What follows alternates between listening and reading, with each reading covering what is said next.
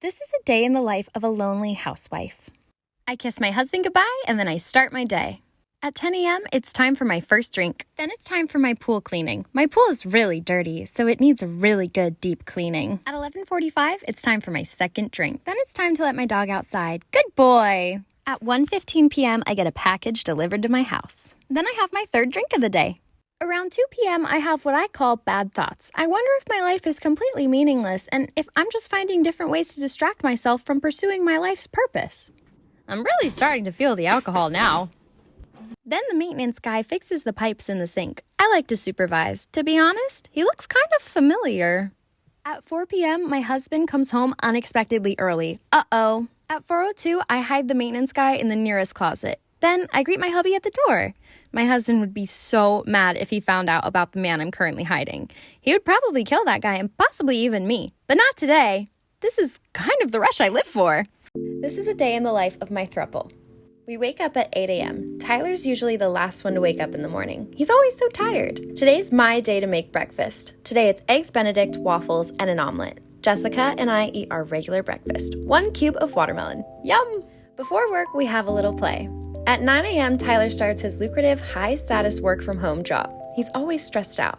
Jessica and I are stay-at-home girlfriends, so we just braid each other's hair. At 11 a.m., it's time for another quick sesh. Now it's time for lunch. Jessica and I rock, paper, scissors for who gets to sit in the front seat. We both choose scissors. I won today, so I'll be sitting in the front. This is one of my favorite places in LA. It's called the Triad.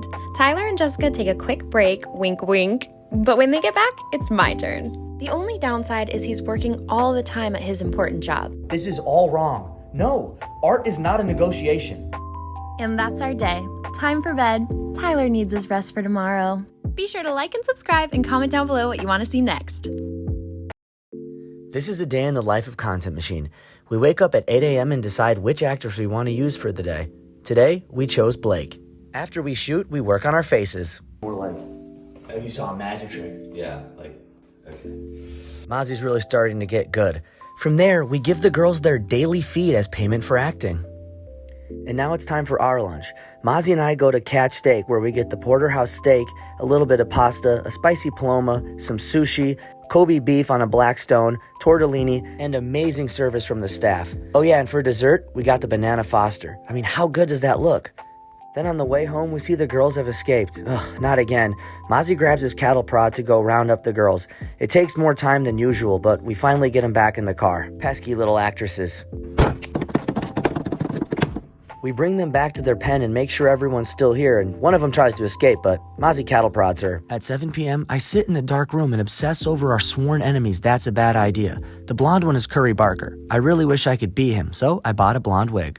At 9 p.m., I show up to Curry's house just to see what he's doing. Tonight, looks like he's folding some laundry. I wish I could fold his laundry. He probably wouldn't let me do that, though. I'm afraid he's gonna see me, so I head home and get ready for bed. Mozzie and I play a soothing tape to fall asleep. You are alpha. Women love you. Women want to shaboink you. And that's our day. This is a day in the life as a crazy ex-girlfriend. I wake up at 6 a.m. and the first thing I do is look at my shrine. At 10 a.m., I jump on Instagram and I go through every girl that Tyler follows and sees if he's liked any of their posts. I found one. Around 11 a.m., I practice a little voodoo. That's my dog, Cornelius. Good boy.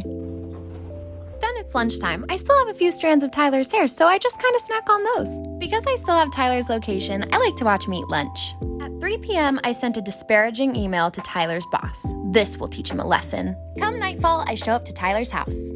I secretly duplicated his key when we were together. I try to be very quiet when breaking into his house. Around 11 p.m., I spray a bunch of airborne tranquilizers under his door to guarantee that he's asleep. At 11:15, I go into his room just to check on him and tuck him in. I want to make sure he's getting good sleep. Okay, and that's my day. See you guys next time. Look at this silly, stinky little bean. This is a day in the life at my cabin in Minnesota.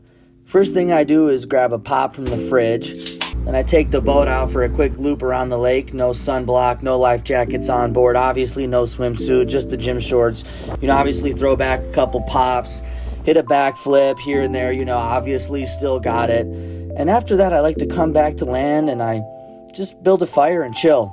This is the part where I get violently drunk and start to get pretty depressed and think about all my life choices and sink into a pretty deep depression. Stumble inside to try to find my girlfriend so I can demean her. She usually likes to hide from me out of sheer terror, and this is the part where I yell at her. You're not even hot anyways.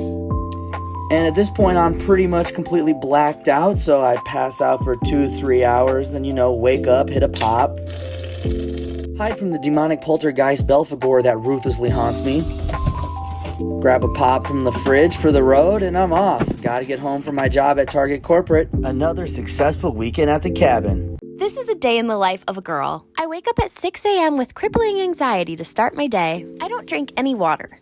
I go straight to my computer and start working.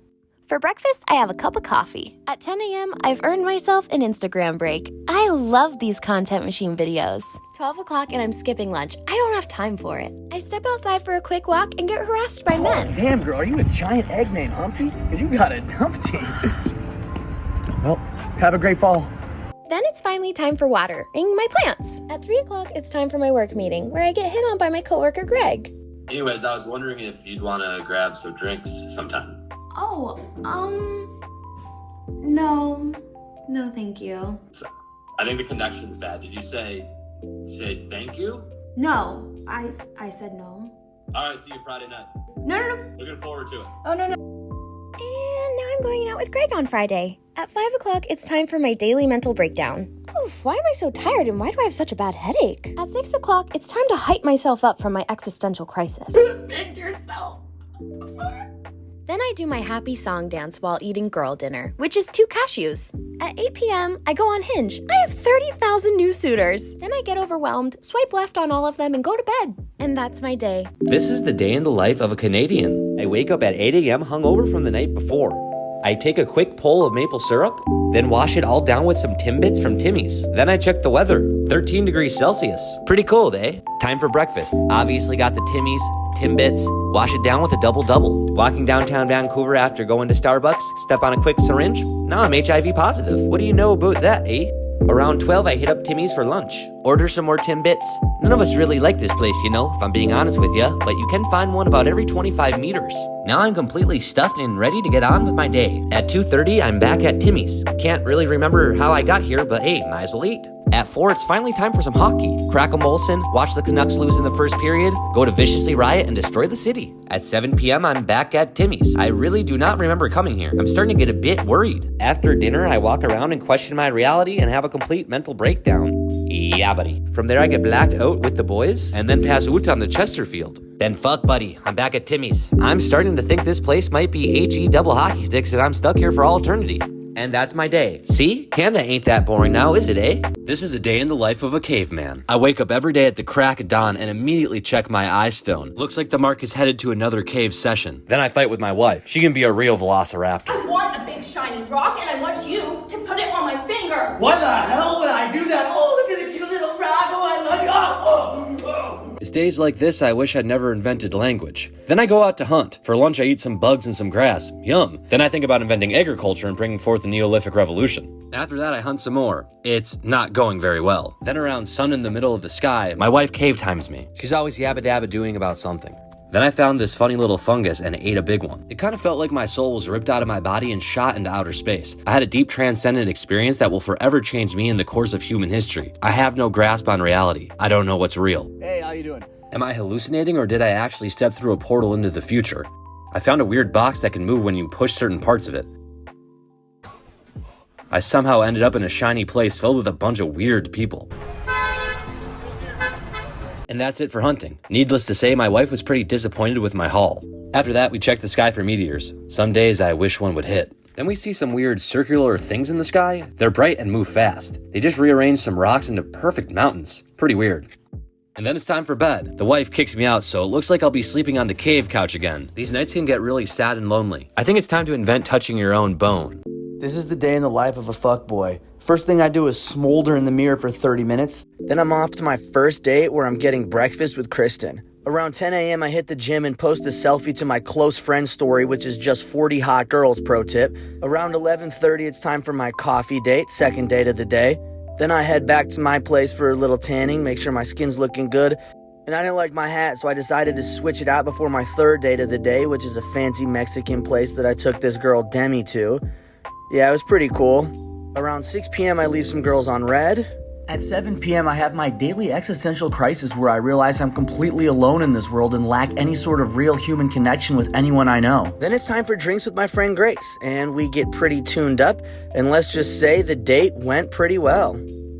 Now it's about 11 p.m., so I still have time to get it in once more. I specifically do not shower, then I hit up my booty call, and that is the day in the life of a fuckboy, aka a goat life.